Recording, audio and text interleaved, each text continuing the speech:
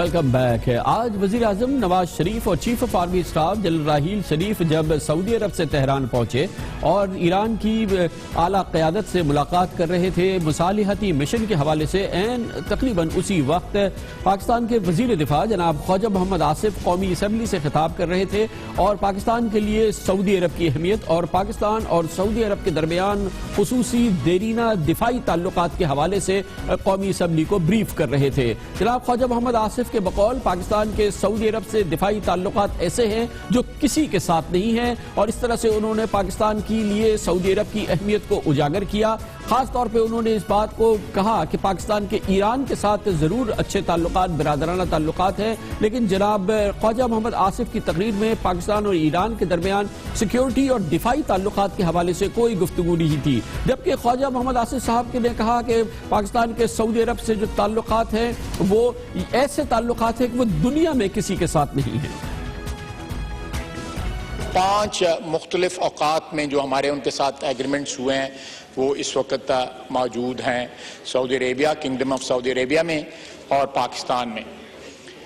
جناب والا، اس میں بیسیکلی جو ہے اس وقت پاکستان کسی بھی دنیا میں کسی ملک سے اگر کمپیئر کیا جائے تو سب سے زیادہ کوآپریشن جو ہے ہماری سعودی عربیہ کے ساتھ ہے، جس میں ایک سال میں آن ایوریج جو ہے 5 جو ہے وہ ایکسرسائز ہوتی ہیں. ابھی بھی ایک ایکسرسائز جو ہے چند دن پہلے جو ہے وہ ختم ہوئی ہے. کسی اور ملک کے ساتھ ہماری اتنی ڈیفنس کوآپریشن نہیں ہے جتنی سعودی عربیہ کے ساتھ ہے. ہماری منسٹری آف ڈیفنس پروڈکشن میں ہماری کوآپریشن جو ہے وہ ملٹیپلائی ہو رہی ہے بٹوین سعودی عربیہ، kingdom of Saudi Arabia and Pakistan. وہ کہ جناب خواجہ آصف کی تقریر میں اس بات کا ذکر نہیں تھا، لیکن یہ بہت اہم نکتہ ہے کہ چیف آف آرمی اسٹاف کا عہدہ سنبھالنے کے بعد سے اب تک تقریباً 2 سال میں chief of army staff general Raheel Sharif 4 بار سعودی عرب کا دورہ کر چکے ہیں. 3 بار وہ تنہا گئے اور 2 بار وزیر اعظم کے ساتھ گئے ہیں.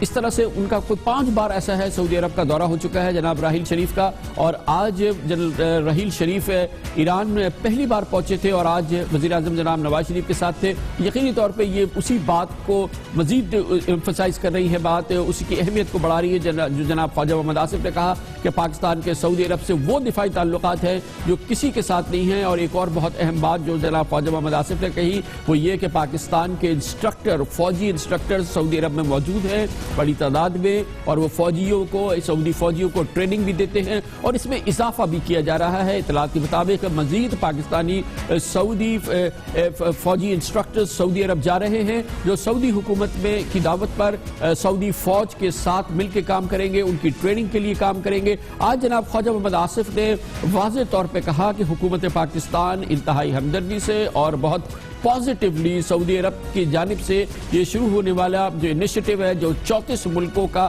ایک اتحاد ترتیب دیا جا رہا ہے، فوجی الائنس ترتیب دیا جا رہا ہے، جناب خواجہ محمد آصف نے اس کی طرف بھی پازیٹیو اشارے کیے. یہ ابھی مختلف جو ممالک ہیں، اس 34 ممالک ہیں، اس میں کنسلٹیشنز جاری ہیں اور یہ اپنی سکوپ اور جو پارٹیسپیشن ہے مختلف ممبرز کی وہ ابھی تک جو ہے ڈٹرمن نہیں ہوئی. اس لیے اس کو آپ کہہ سکتے ہیں کہ پہلے ہی کوئی بات جو ہے ڈٹرمن کر لینی یا اوپینین بنا لینا یا اس کے متعلق کوئی رائے کر لینا میرے نزدیک جو ہے وہ پری میچور ہوگا. یہ اس کے ملٹری آبجیکٹیوز جو ہے پر سے کوئی نہیں ہے، لیکن ٹیررزم کو کاؤنٹر کرنا، جو مسلمانوں کے خلاف جو ٹیررزم کے الزامات لگ رہے ہیں، جو مسلمان ہونا جو ہے وہ آئیڈینٹیفائی کیا جاتا ہے، اس کو شناخت کیا جاتا ہے ایکسٹریمزم کے ساتھ اور اس کو جو ہے وہ ٹیررزم کے ساتھ، یہ ایک مسلم امہ کا ایک جوائنٹ ایفرٹ کی ضرورت ہے. بنیادی طور پہ صاف پاکستان نے اپنی ترجیحات کا تعین کیا دفاعی حوالے سے خاص طور پہ، اور اس دن جس دن وزیر اعظم جناب Nawaz Sharif chief of army staff کے ساتھ تہران میں تھے اور وہاں پر ایک خوشگالی کا پیغام، ایک خیر سگالی کا پیغام لے کے وہاں پہنچے تھے، اور جس کا بنیادی مقصد یہ تھا کہ سعودی عرب اور ایران کے درمیان جو تعلقات میں تناؤ ہے اس کو دور کیا جائے، اس کو تحلیل کیا جائے، پاکستان اس سلسلے میں اپنا کردار ادا کرے. اور اس کے لیے جناب نواز شریف آج تہران پہنچے تھے اور ایران کے صدر سے، ایران کی قیادت سے ان کی ملاقات ہوئی تھی. آج کی تمام ملاقاتوں کے بعد جناب نواز شریف بہت ہی مثبت ان کا رد عمل تھا اور وہ واضح طور پر ان کو لگ رہا تھا کہ ان کی انیشیٹو کے جو بنیادی مقاصد تھے وہ ضرور پورے ہو گئے، اور اس کا انہوں نے برملا اظہار بھی کیا. پاکستان سے نکلے کل سعودی عرب گئے، تو سعودی عرب نے بھی ہمارے اس موقف اور کوشش کی، انہوں نے تعریف کی، اور پھر آج یہاں پہ آئے ہیں تہران میں، تو انہوں نے بھی ہماری اس کوشش اور اس موقف کی تائید بھی کی اور تعریف بھی کی۔ تو دونوں ملکوں کے اندر میں نے ایک مثبت رسپانس دیکھا ہے اس آفر کا جو ہم نے کی ہے، اور یہ انیشیٹو جو ہے یہ پاکستان نے از خود لیا ہے، اور کسی کے کہنے پہ نہیں لیا، از خود لیا ہے۔ اور کل ہم نے جو وہاں پہ بات کی تو مجھے بڑا حوصلہ ملا، اور میں آج یہاں پہ آیا ہوں تو یہاں پر بھی مجھے بڑا حوصلہ ملا ہے۔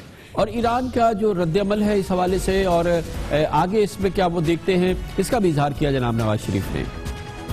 اے بی نے کہا ہے کہ ہماری ایران سے کوئی دشمنی نہیں ہے، جو کہ بڑا اچھا سٹیٹمنٹ دیا، اور انہوں نے کہا کہ ہم سب ملکوں کے ساتھ بشمول ایران اچھے تعلقات کے خواہاں ہیں، اور ایران نے بھی آج اسی قسم کی گفتگو کی، اور انہوں نے بالکل برملا کہا ہے کہ ہم کسی قسم کی ٹینشن کے حق میں نہیں ہیں، یہ ختم ہونا چاہیے، اور پاکستان اگر یہ کردار ادا کر رہا ہے تو اس کردار کی ہم بہت تعریف کرتے ہیں، یہ بھی انہوں نے کہا۔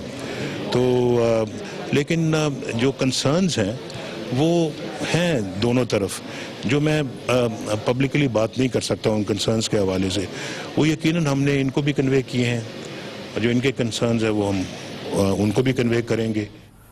پاکستان چاہتا ہے کہ اس سلسلے کو جاری رکھے، اور اس کے لیے فوکل پرسن ہو، ایک پاکستان کی جانب سے بھی اپوائنٹ ہوگا، ایران نے بھی کہا ہے کہ وہ اپنا ایک فوکل پرسن دے گا، اور سعودی عرب سے بھی کہا جا رہا ہے ایک فوکل پرسن دیا جائے گا، اور پاکستان کوشش کر رہا ہے کہ یہ انیشیٹو جو اب لیا گیا ہے اس کو جاری رکھا جائے۔ آج تہران میں جب جناب نواز شریف اور راحیل شریف پہنچے تہران کا، میں مجموعی طور پر رد عمل کیا تھا، وہاں کیا صورتحال تھی، یہ ہم پوچھیں گے، اور اس کے لیے تہران جائیں گے، جہاں پر موجود ہیں ہمارے ساتھ سینئر ایرانی جرنلسٹ محترمہ زہرہ زیدی۔ بہت بہت شکریہ زہرہ صاحبہ، آپ فرمائیے گا کہ کیا موڈ کیا ہے آپ نے دیکھا اس وقت تہران میں، یہ جب پاکستانی پرائم منسٹر اور چیف آف آرمی اسٹاف پہنچے، اب ایرانی لیڈرشپ سے ان کی بات چیت ہو رہی تھی؟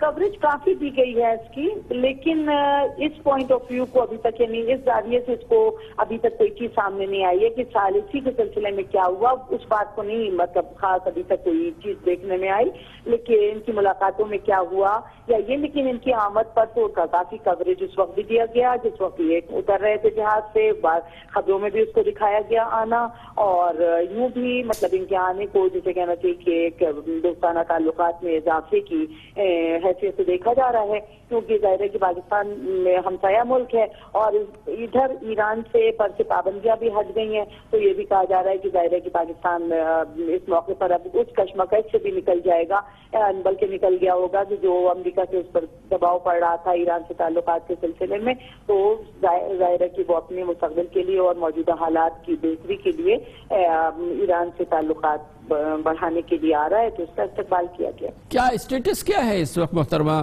پاکستان اور ایران کے تعلقات کا، جہاں آپ بیٹھی ہیں تہران میں، اس کو آپ کس جگہ پہ سمجھتی ہیں اس وقت جو ہمارے باہمی تعلقات ہیں؟ ان دونوں کے تعلقات اگر ہم یہ کہیں کہ بہت اچھے ہیں تو ایسا نہیں ہے، اور یہ کہیں کہ بہت برے ہیں تو ایسا بھی نہیں ہے، ایک نارمل سطح کے تعلقات ہیں، مطلب ویسے نہیں ہے کہ جیسے دو اسلامی ملکوں میں ہونے چاہیے تھے، اور شاید اس کی وجہ میری اپنی ذاتی میرا نظریہ یہ ہے کہ اس کی شاید ایک وجہ یہ ہے کہ پاکستان کے لیے یہ انتخاب بڑا مشکل ہو رہا تھا، یہ ایران اور سعودی عرب کے درمیان جو تناؤ تھا اور کشیدگی تھی اور ہے، اس کی وجہ سے کہ وہ کس کا ساتھ دے اور کس کی بات مانے، لیکن بہرحال پاکستان نے اب تک جو چیز کی ہے کہ یمن کے مسئلے میں اس نے کوئی خود اپنے فوجی نہیں بھیجے جو سعودی عرب چاہتا تھا، یا یہ جو اتحاد سعودی عرب نے ابھی بنایا تھا اس میں اس نے اس طرح سے کھل کے حصہ نہیں لیا، بلکہ نہیں لیا حصہ، انکار کیا اس سے، تو ان ساری چیزوں سے ظاہر ہے کہ تعلقات تو ٹھیک تھے، لیکن اسے آپ بہت زیادہ اچھے اور بہت دوستانہ نہیں کہہ سکتے، کیونکہ آپ کو پتہ ہی ہے گیس پائپ لائن کا مسئلہ کس طرح کھٹائی میں پڑ گیا، تو ایران کو میں ایک عام یعنی جو جذبات تھے پاکستان کے سلسلے میں وہ یہ تھے کہ بھئی پاکستان جو بھی معاہدہ کرے گا یا جو بھی معاہدہ کرتا ہے اور جو بھی دوستی کا ہاتھ بڑھاتا ہے تو اس پر جب بڑی طاقتوں کا ہاتھ آ جاتا ہے تو پھر وہ وہیں پر رک جاتا ہے، تو اب چونکہ ایران کی پوزیشن بھی اور مطلب پاکستان کے لحاظ سے بدل گئی ہے، یعنی پابندیاں ہٹ گئی ہیں اور وہ دباؤ شاید کم ہو جائے، تو اس وجہ سے یعنی جسے کہتے ہیں تعلقات بہتر ہونے کے امکانات زیادہ ہیں۔ بہت بہت شکریہ محترمہ زہرہ زیدی، سینئر صحافی، ہم سے تہران سے بات کر رہی تھی، اور بہت دریا میں کوزہ انہوں نے بند کیا پاکستان اور ایران کے تعلقات کے حوالے سے۔ کہتی ہیں کہ نہ بہت زیادہ اچھے ہیں نہ بہت زیادہ برے ہیں، بس اس بیچ میں کہیں ہیں، اور شاید یہ بہت ہی مناسب انٹرپریٹیشن ہے پاکستان اور ایران کے موجودہ تعلقات کے حوالے سے۔ لیتے ہیں کمرشل بریک، اور اس کے بعد ایک بار پھر ذکر کریں گے تھر میں ہونے والی قحط کی صورتحال، وہاں کی بدحالی اور بچوں کی مسلسل ہلاکتیں تیسرے سال میں ایک بار پھر جاری ہے۔ وہاں پہ طبی سہولتوں کی اور خوراک کی کمی کا کیا حال ہے، اس کا آنکھوں دیکھا حال آپ کو دکھائیں گے ایک چھوٹے سے کمرشل بریک کے بعد۔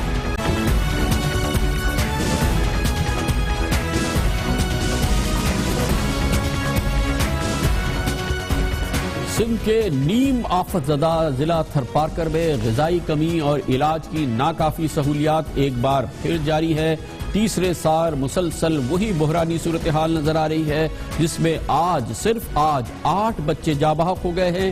اس ماہ کے 19 دنوں میں، سن 2016 کے 19 دنوں میں تھر میں بچوں کی ہلاکتوں کی تعداد اب 75 ہو چکی ہے۔ بالکل اسی قسم کا بحران ہے جو اس سے پہلے 2 سالوں تک سندھ کے اس ضلع میں نظر آئے ہیں۔ تھر میں غذا کی کمی اور بیماریوں سے گزشتہ سال 376 بچے ہلاک ہوئے تھے، جبکہ گزشتہ سے پیوستہ سال 2014 میں 326 بچے جاں بحق ہو گئے تھے۔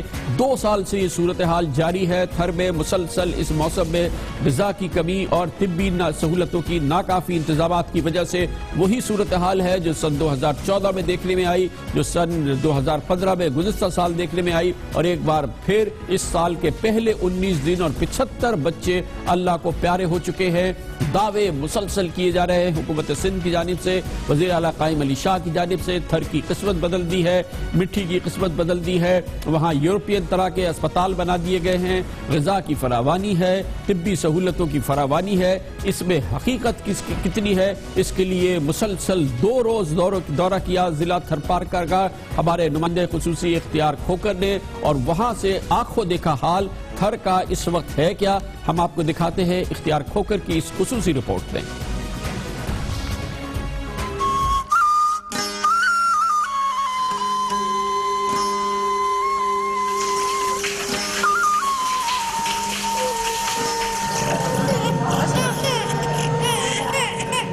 سندھ کے صحرا تھر میں ایک بار پھر بھوک اور بیماری نے ڈیرے جما لیے ہیں۔ صرف اس ماہ کے 18 دنوں میں غذائی کمی اور بیماری سے 70 سے زائد بچے موت کے منہ میں چلے گئے ہیں۔ کمزوری کی حالت میں بچے جو ہے سو مر جاتے ہیں، رستے پہ پہنچ نہیں سکتے اسپتال میں۔ حکومت سندھ کی جانب سے تھر کے سب سے بڑے سول اسپتال مٹھی میں صوبے میں سب سے زیادہ سہولیات پہنچانے کے دعوے کیے جاتے ہیں۔ مٹھی کی اسپتال آپ دیکھ لیں اور پھر آ کے حیدرآباد کی ساری اسپتالیں دیکھیں۔ اگر مٹھی کے اسپتال کو نمبر 1 نہ دیں تو مجھ سے جو جرمانہ چاہیں آپ لے لیں۔ وزیر اعلیٰ سندھ قائم علی شاہ کے دعوے اپنی جگہ، لیکن زمینی صورتحال کچھ اور ہی کہانی سناتی ہے۔ مٹھی اسپتال میں جگہ جگہ کچرے کے ڈھیر اور باتھ رومز میں گندگی اور تعفن کا ڈیرا ہے۔ وارڈز ٹوٹ پھوٹ کا شکار ہیں اور پینے کے پانی کا انتظام بھی انتہائی ناقص ہے، جبکہ مریضوں کا کوئی پرسان حال نظر نہیں آتا۔ علاج گزارا ہے، جب وہ ڈیوٹی کا صبح وقت ہوتا ہے نا، پھر تھوڑی جاتی پاتی کرتے ہیں، بعد میں تو چھٹی ہے ساری۔ وزیر اعلیٰ سندھ سید قائم علی شاہ کا دعویٰ ہے کہ تھر میں بچوں کی ہلاکتیں غذائی کمی کے باعث نہیں ہو رہی۔ اگر غذا کی وجہ سے تو صرف بچہ کیوں چھوٹا ہے 1 دن کا یا 2 دن کا، اس کی والدہ فوت ہو، خدا نہ خواستہ نہ ہو۔ مٹھی سول اسپتال کے وارڈز غذائی کمی کے شکار اور بیمار بچوں سے کھچاکھچ بھرے ہوئے ہیں، اور ڈاکٹرز خود بچوں میں غذائی کمی کی تصدیق کرتے ہیں۔ 2014 میں ہمارے پاس ایٹ لیسٹ ایڈمٹ ہوئے تھے 484، 2015 میں اس سے کم ہوئے 437 لاسٹ ایئر میں۔ اس 16 دنوں میں ہمارے پاس 26 پیشنٹ ایڈمٹ ہوئے ہیں۔ اسپتال میں پیدا ہونے والے کمزور اور شدید بیمار بچوں کی جانیں بچانے کے لیے قائم کردہ نرسری وارڈ میں انکیوبیٹرز کم پڑ گئے ہیں۔ 13 انکیوبیٹر ہیں اور باقی بیبی کارٹ ہیں، اور ابھی ہمارے پاس 13 بچے ایڈمٹ ہیں۔ सिविल अस्पताल मिट्टी के दिल के इंतहाई निगहदाश्त वार्ड के मॉनिटर और ऑक्सीजन फराहम करने का निजाम भी नाकारा हो चुका है। ये मॉनिटर 2 मॉनिटर चल रहे हैं? ये 2 वर्किंग में, 2 नहीं वर्किंग में इसके। और इसके अलावा ये आपके जो ऑक्सीजन के पॉइंट्स हैं, इससे ऑक्सीजन देते हैं? नहीं, इससे ऑक्सीजन हम सिलेंडर ऑक्सीजन दे रहे हैं। क्यों? क्योंकि ये प्लग तो वर्किंग में नहीं है। सिंध हुकूमत की जानिब से थर के दूर दराज इलाकों में मरीजों के इलाज के लिए बड़े पैमाने पर जदीद मोबाइल अस्पताल फराहम करने के दावे भी किए जा रहे हैं। मैं चैलेंज करता हूँ कि कोई ऐसी बताएं कि डिस्पेंसरियाँ यूरोप में देहातों में घूमती हैं और पूछती हैं कि ये कोई बीमार हो, कोई बच्चा हो, को हम उनकी तीमारदारी करें। थर और मिट्टी के अवाम का कहना है कि इन्हें इलाके में कोई मोबाइल अस्पताल नजर नहीं आया। कोई अस्पताल या मोबाइल इधर कोई नहीं आया जो इलाज करने के लिए। मोबाइल अस्पतालों की अदम मौजूदगी की तस्दीक थरपारकर में शोबा सेहत के इंचार्ज DHO थरपारकर खुद भी करते हैं। मोबाइल यूनिट हमारे पास अभी कोई नहीं है, पहले होगा। पहले मोबाइल यूनिट तो नहीं होती है। थरपारकर के अकेले बड़े अस्पताल का ये अलमिया है कि यहाँ कंसल्टेंट डॉक्टर्स के कई ओहदे खाली पड़े हैं। 9 पोस्टें खाली हैं जी। किसकी? स्पेशलिस्ट। थर के बारे में हुकूमती दावों के बरक्स यहाँ के तमाम छोटे बड़े देहात की एक जैसी कहानी है। बीमार और मजबूर लोग, इलाज मालजे की नाकाफी सहूलियात और आला हुक्काम की संगीन गफलत। कैमरामैन फुरकान अली के हमरा प्रोग्राम दुनिया कामरान खान के साथ के लिए इख्तियार खोकर, दुनिया न्यूज थरपारकर। यह है ताज़ा तरीन सूरत हाल। 48 घंटे पहले थर का ये हाल था। ये वही हाल है जिसकी तर्जुमानी ऑडिटर जनरल ऑफ पाकिस्तान ने अपनी गुज़िश्ता रिपोर्ट में की, जिसमें इंकशाफ किया गया था गुज़िश्ता साल मिट्टी में कहत के खात्मे के लिए मुख्तस 8 करोड़ रुपए के खर्च का कोई रिकॉर्ड मौजूद नहीं है। ऑडिटर जनरल ने यह भी कहा था कि कहत के खात्मे के लिए 4 करोड़ रुपए से जायद के फंड खर्च ही नहीं किए गए। ऑडिटर जनरल ने यह भी कहा कि थर में 6.5 करोड़ रुपए बगैर मंजूरी के जारी किए गए। ठेकेदारों का 6 करोड़ 50 लाख रुपए को उन ठेकेदारों को इजाफी रकम दी गई। छाछरों में 17 करोड़ 50 लाख रुपए के फंड का कोई रिकॉर्ड नहीं है। महकमा से थरपारकर का अपनी जानिब से कहना है कि सिविल अस्पताल मिट्टी में डॉक्टर्स की 24 और जिला भर में 298 आसामियां आज भी खाली पड़ी हैं। 174 बेड्स के सिविल अस्पताल मिट्टी को सिर्फ 74 बेड्स का बजट मिलता है, जबकि जिले की 215 में से सिर्फ 30 डिस्पेंसरीज को औसतन 3000 रुपए का बजट दिया जा रहा है। ये पूरी सूरत हाल जारी थी और आज भी जारी है, जैसे आपने देखा। और इसी सूरत हाल में इस साल के पहले 19 दिनों में 75 बच्चे अपनी जानों से जा चुके हैं। आज भी 8 बच्चों की हलाकत हुई है थर से। ताज़ा तरीन इतलात के मुताबिक वही बहरान 2015 और 2014 का जो 2 साल से हम देख रहे हैं, पाकिस्तानी भी हो बल्कि दुनिया भी हमारे साथ एक बार फिर उसी बहरान के किनारे हम खड़े हैं जिला थरपारकर में। लेते हैं कमर्शियल ब्रेक और उसके बाद जिक्र करेंगे DHA लाहौर स्कैंडल का। Lahore city scandal, DHA scandal के हवाले से नैब कहती है कि वो पीछा करेगी साबिक chief of army staff general Ashfaq Parvez Kiani के छोटे भाई कामरान कियानी का, और इसके लिए वो इंटरपोल तक जाएगी। इसके बारे में बात करते हैं छोटे से कमर्शियल ब्रेक के बाद।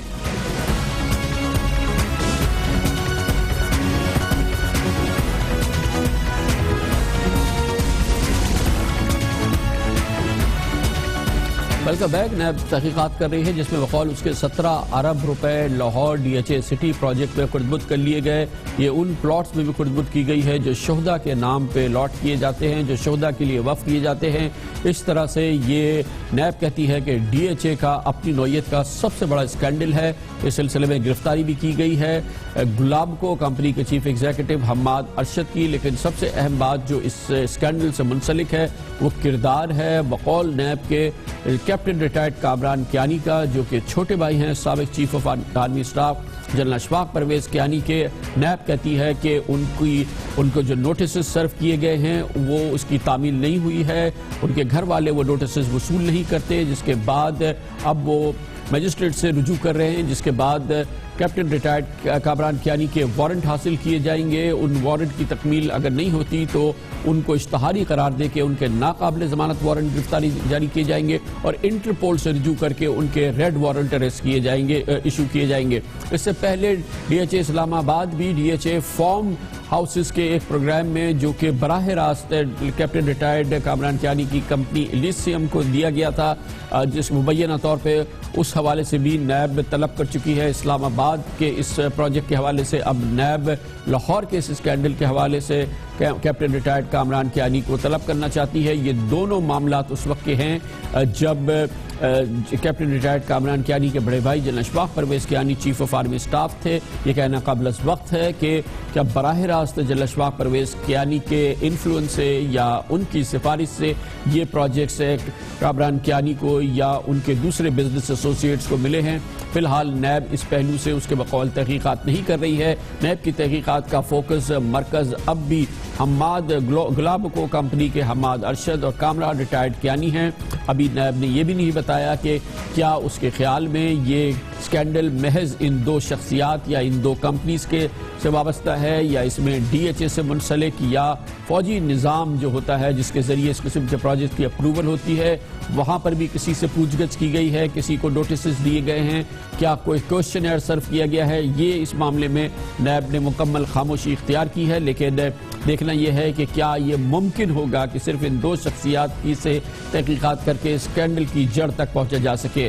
نیب کے کیا جو قوانین ہیں یا نیب کیا اس بات کی اہل ہے کہ فوجی یا نیم فوجی اداروں کے ریٹائرڈ یا حاضر سروس آفیسر کو کسی بھی جاری انویسٹیگیشن میں طلب کر سکے، ان کو کوشچن کر سکے، ان سے ریکارڈ طلب کر سکے؟ اس کی معلومات حاصل کرتے ہیں اور اس کے لیے ہمیں جوائن کیا ہے نیب کے سابق پروسیکیوٹر جنرل جناب عرفان قادر نے، جو سابق اٹارنی جنرل آف پاکستان بھی رہ چکے ہیں۔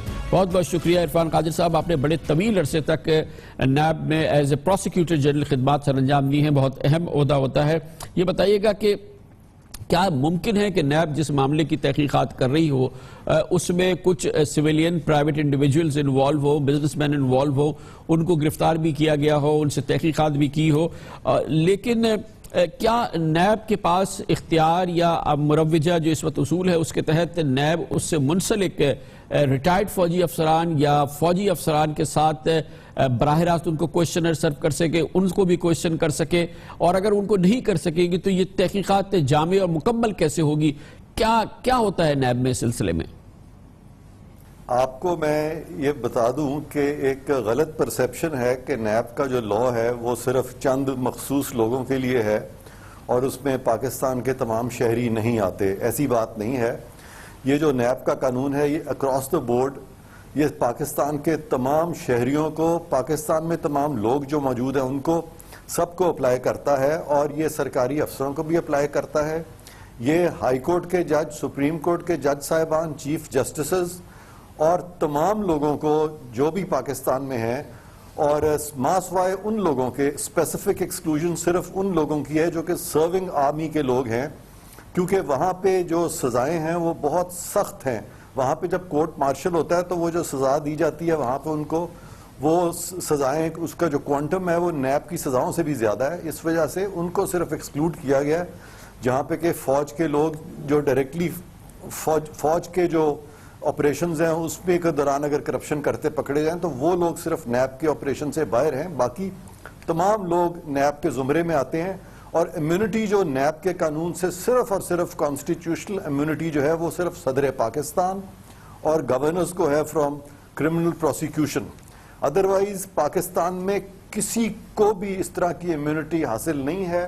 لیکن آپ کی بات بالکل بجا، لیکن یہ فرمائیے گا کہ پاسٹ جو ہمارے پاس ریکارڈ ہے نیب کا ایسے معاملات جس میں ریٹائرڈ فوجی افسران ہوں اور معاملات کلیتاً سول محکموں کے ہوں، جیسے کہ مثال کے طور پہ اس وقت یہ ڈی ایچ اے سٹی کا معاملہ ہے، نیب کو کامیابی نہیں ہوئی ہے کہ وہ سابق فوجی افسران سے چاہے وہ ریٹائرڈ ہو براہ راست بات چیت کر سکے، ان کو کوشچنر سرو کر سکے، ان کو انٹیروگیٹ کر سکے۔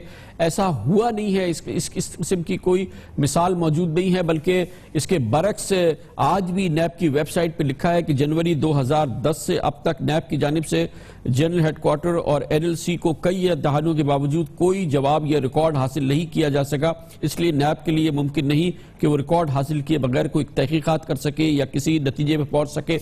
این ایل سی کے معاملے میں نیب نے ببانگ دہل اپنی ویب سائٹ پہ یہ صورتحال لگی، جس کا مطلب یہ ہے کہ سابق ریٹائرڈ آفیسرز، چاہے وہ ریٹائرڈ آفیسرز ہو، اور ان تک پہنچ نہیں ہے نیب کی، وہ ہو نہیں سکتا۔ تو یہی معاملہ تو اس میں بھی ہوگا، تو یہ کیسے تحقیقات مکمل ہوگی؟ دیکھیں، جن لوگوں کے خلاف اسپیسیفکلی یہ اسٹیبلش ہو جاتا ہے، فار ایگزامپل کہ وہ جو اسینشلی تو کرپشن میں رانگ فل گین ہوتی ہے نا جی کسی کو, کہ اس نے پیسہ جو کہ اس کا نہیں تھا وہ عوام کا پیسہ اس آدمی کے پاس چلا گیا, تو اسی کو ہم کہتے ہیں element of wrongful gain. تو اس طرح کے کرپٹ پریکٹس جس میں کہ کسی کو رانگ فل گین نہ ہوئی تو پاسبل نہیں ہے. تو یہ نیب کا کام ہے کہ یہ دیکھے کہ آیا وہ پیسہ سائفن آؤٹ ہو کے کسی اسپیسیفک آدمی کے پاس گیا ہے. لیکن کئی دفعہ ایسے بھی ہوتا ہے کہ کچھ اس طرح کے ڈیسیجنز ہوتے ہیں جو کہ کمرشلی وائبل نہیں ہوتے, اور وہ تو پوری ایک باڈی جو ہے کلیکٹیو ڈیسیجن لیتی ہے, اور وہ اگر ڈیسیجن میکنگ سپوزنگ غلط ڈیسیجن میکنگ ہے یا امپروڈنٹ ڈیسیجن میکنگ ہے تو اس میں کرمنالٹی کا عنصر نہیں ہوتا, بلکہ اس میں ایک انیڈورٹنس ہے یا اس میں ایک رانگ ڈیو ڈیلیجنس اگر وہ نہیں کر سکے فار ایگزامپل, تو وہ انٹینشنل نہیں ہے. تو یہ جو ڈسٹنکشن ہے یہ کرنی پڑے گی, اور نیب پہ بہت بھاری ذمہ داری عائد ہوتی ہے. جہاں بہت ضروری ہے کہ کرپٹ لوگ جو ہیں وہ بچ کے نہ جا سکے, وہاں اس سے بھی زیادہ ضروری ہے کہ بے گناہ لوگ جو ہیں اس طرح کے کیسز میں نہ پھنس جائیں. مگر یہ احتیاط ایک عام, ابھی تو ہم اس وقت ریٹائرڈ آفیسرز کی بات کر رہے ہیں, آرمی آفیسرز کی بات کر رہے ہیں, لیکن ایک عام آدمی کو تو یہ سہولت نہیں ملتی. اگر وہ کسی بھی الزام کی زد میں پھنس جائے, نیب کی, ایف آئی اے کی یا کسی کی بھی, اس کے ساتھ تو وہ یہ آسانی نہیں ہے, اتنی آسان سچویشن نیب نہیں دیتی اس کو کہ بعد میں پہلے دیکھ لے کہ یہ پورا الزام ثابت ہوتا ہے. اس کا تو ہر لحاظ سے تیا پاچا اکھڑ دیا جاتا ہے. ایک عام پاکستانی کو تو یہ سہولت نیب نہیں دے گی. یہ آپ کا بہت ہی اچھا سوال, بہت آپ نے صحیح اور اچھی بات کی ہے کہ یہ جو ایک تاثر ہے کہ احتیاط ہم بڑے لوگوں کے لیے کرتے ہیں, عام لوگوں کے لیے نہیں کرتے.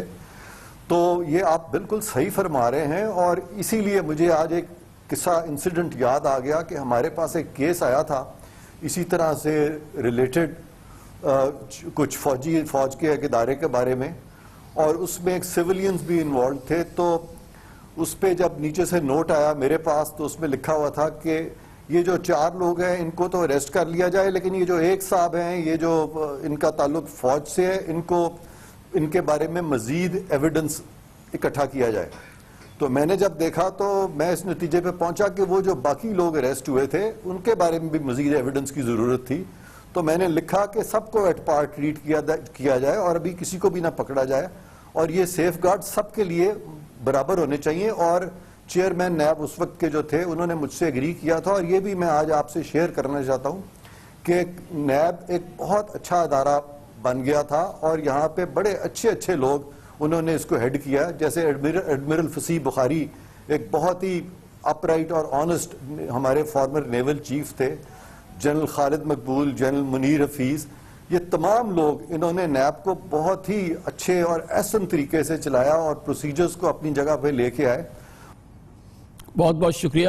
ہمیں امید ہے کہ نیب اسی احسن طریقے سے اس وقت بھی ادارہ چلائے گا. بہت حساس یہ انویسٹیگیشن ہے D H A Lahore city کی جو اس وقت انویسٹیگیشن جاری ہے, کیونکہ اس میں نام بہت اہم آ رہے ہیں, اور ظاہر ہے کہ اس میں ہر صورت میں احتیاط برتنے کی ضرورت ہے, لیکن اس بات کی بھی ضرورت ہے کہ ایک تحقیقات مکمل کی جائے, جامع کی جائے اور معاملے کی جڑ تک پہنچا جائے, جیسا کہ نیب کی کوشش ہوتی ہے دوسرے اہم معاملات میں بھی, اور اس میں بھی اسی انداز کی تحقیقات کی جائے جو دوسرے عام معاملات میں ہوتی ہے. لیتے ہیں کمرشل بریک, اور اس کے بعد ذکر کریں گے پاکستان پیپلز پارٹی کے عملی سربراہ جناب آصف علی زرداری دبئی میں رہے کئی مہینے, اس کے بعد کچھ دن لنڈن میں تھے, اور اب وہ نیو یارک چلے گئے ہیں جہاں پر ان کا قیام شاید قدرے زیادہ ہو.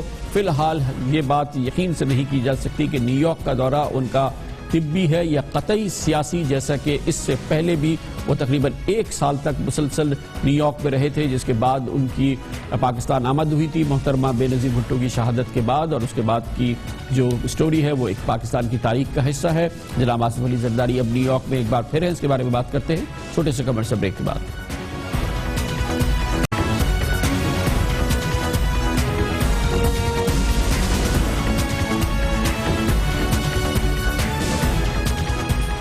جناب آصف علی زرداری پچھلے 7 مہینے سے ملک سے باہر ہیں. دبئی میں ان کا مسلسل قیام رہا ہے, جس کے بعد گزشتہ چند دنوں سے اطلاع تھی کہ وہ لنڈن گئے ہیں, اور وہاں سے اب اطلاع یہ ہے کہ وہ نیو یارک پہنچ گئے ہیں. اس دوران انہوں نے بیچ میں عمرہ بھی کیا ہے. جناب آصف علی زرداری پچھلے 7 ماہ سے عملاً سیاست سے کنارہ کش ہیں. پاکستان پیپلز پارٹی کی جو کمان ہے اس وقت, اس کے جو اختیارات ہیں وہ بظاہر یہی لگتا ہے کہ وہ جناب بلاول بھٹو زرداری کے پاس ہے, اور پاکستان پیپلز پارٹی کے کم از کم سیاسی امور جناب بلاول بھٹو زرداری چلا رہے ہیں. جناب آصف علی زرداری بہرحال پیپلز پارٹی کی سمت کا تعین کر رہے ہیں, اسٹریٹجک امور کو دیکھ رہے ہیں, لیکن उनकी अमली सियासत में, रोज़ाना की सियासत में उनका हिस्सा नज़र नहीं आता।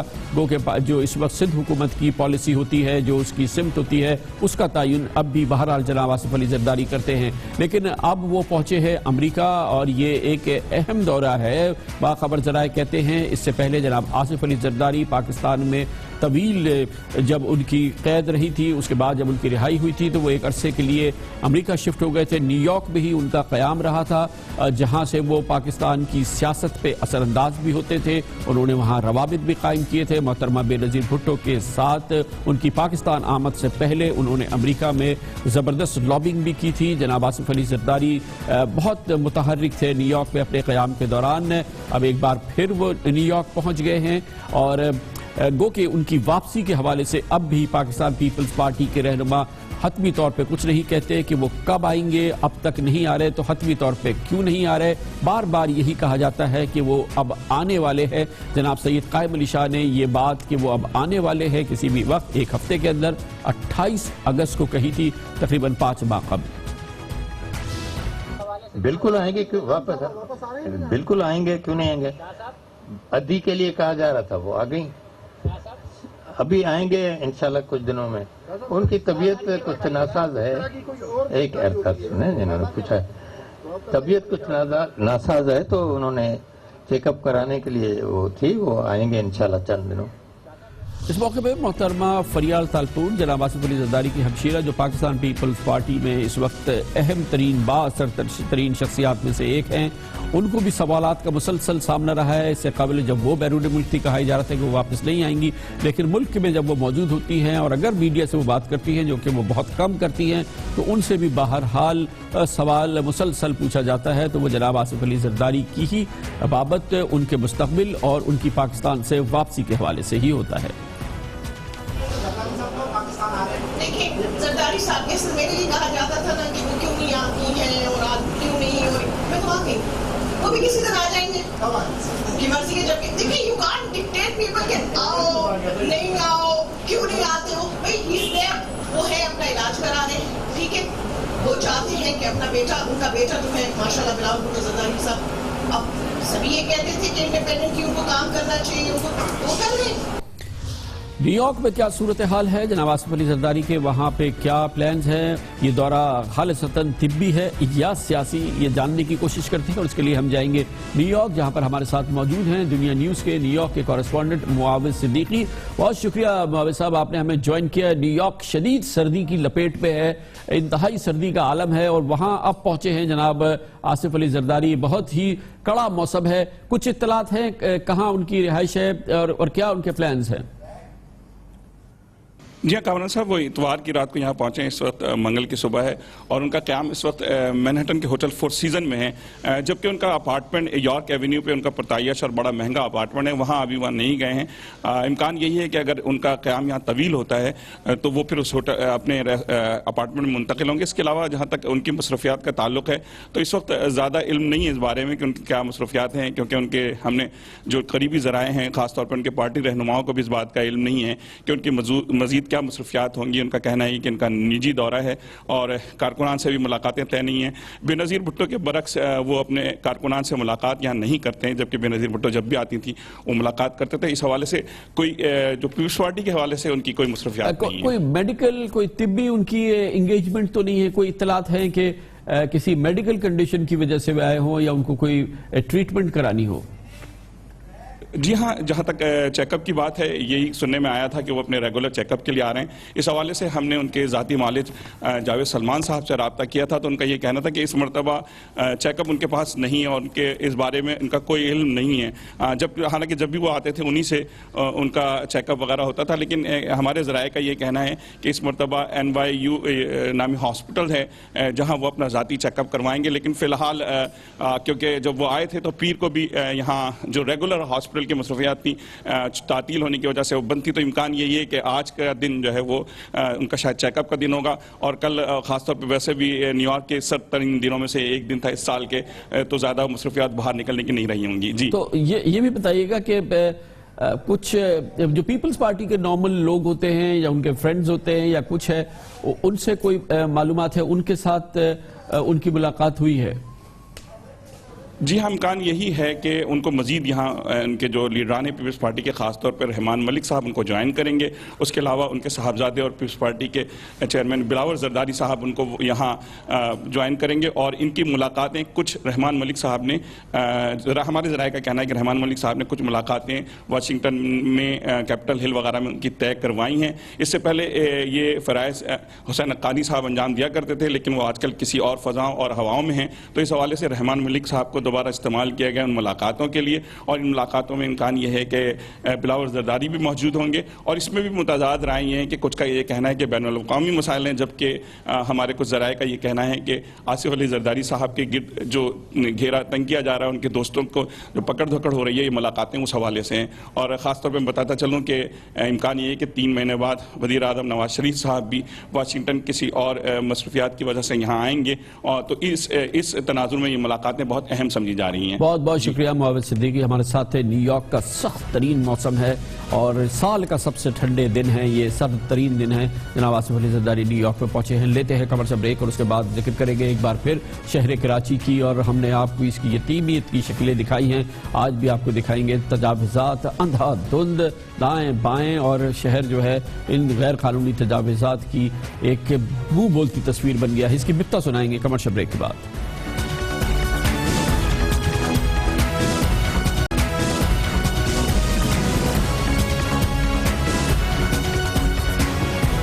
Welcome back. سندھ کے وزیر اعلیٰ سید قائم علی شاہ نے کہا ہے کہ وہ شہر کے حالات بدلیں گے. اس کے لیے اتوار کے روز انہوں نے 8 سال میں پہلی بار شہر کا تفصیلی دورہ بھی کیا اور مختلف احکامات بھی دیے.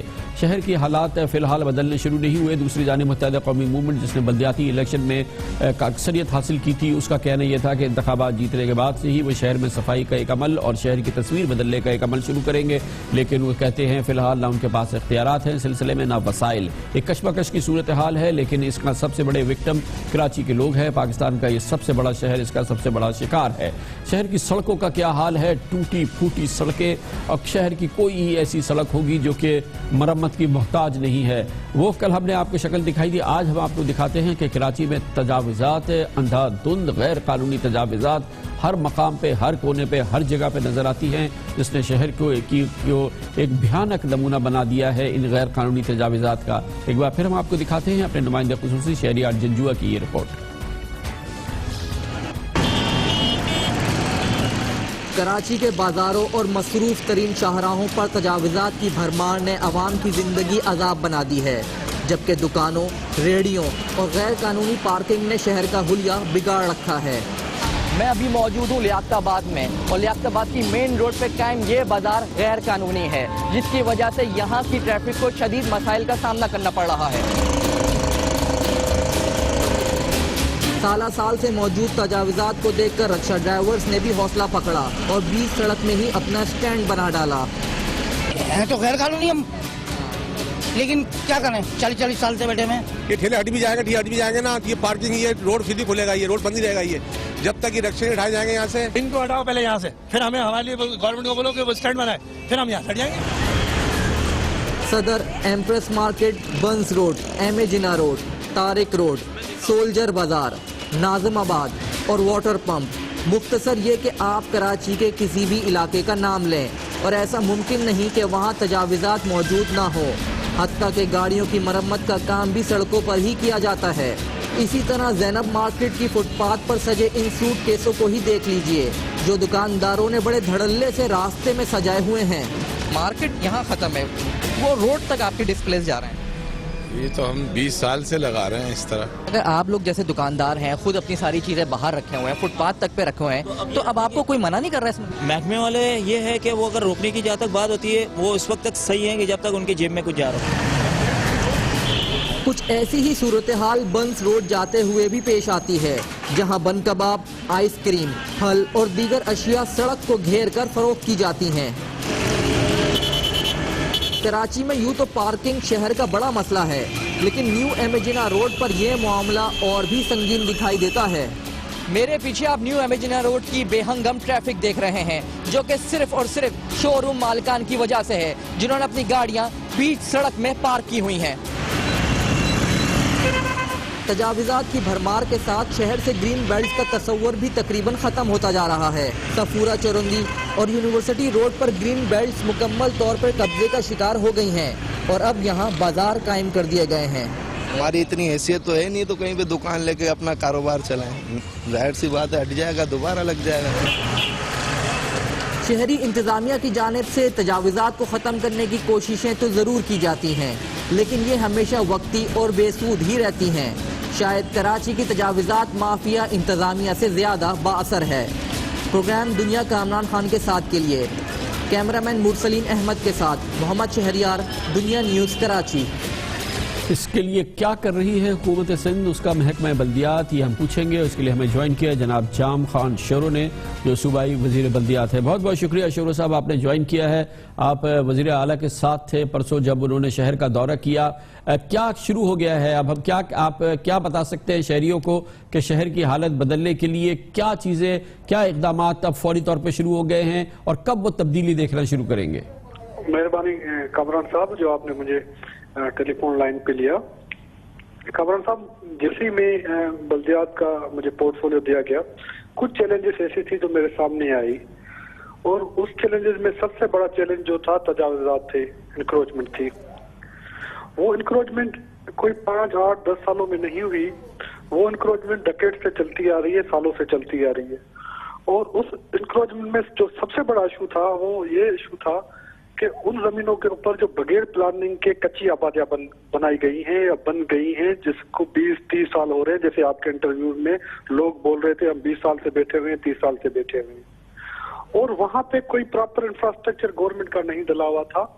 مثلا وہاں پہ ڈرینیج لائنیں نہیں تھی، لوگوں نے اسٹریٹ اتنی کم کر دی تھی، ان کی وڈتھ اتنی نہیں رہی کہ کوئی فائر بریگیڈ گاڑی جا سکے، کوئی ایمبولینس جا سکے، کوئی ایمرجنسی میں وہاں پہ ہم کام کر سکیں۔ ڈرینیج نالوں کے اوپر، واٹر ڈرینز کے اوپر، کراچی کے 22 واٹر ڈرینز نالے ہیں جن کے اوپر انکروچمنٹ ہو گئی ہے، بڑی بڑی ہزاروں لاکھوں کی تعداد میں لوگ وہاں رہ رہے ہیں۔ روڈز کے اوپر یہ سارا کام ہمارے پاس ہوا ہے، ڈکیٹس لگے ہیں، اس میں کرنا کیا ہے؟ گورنمنٹ نے تو یہ بھی کوشش کر کے دیکھ لی کہ بھائی ہم ان کو کچی آبادی ڈپارٹمنٹ بنایا جائے جس کے تحت رولس اور ریگولیشن کے تحت ان کو ریگولرائز کریں، جو جینیونلی 20-30 سال سے بیٹھے ہوئے ہیں ان زمینوں کے اوپر۔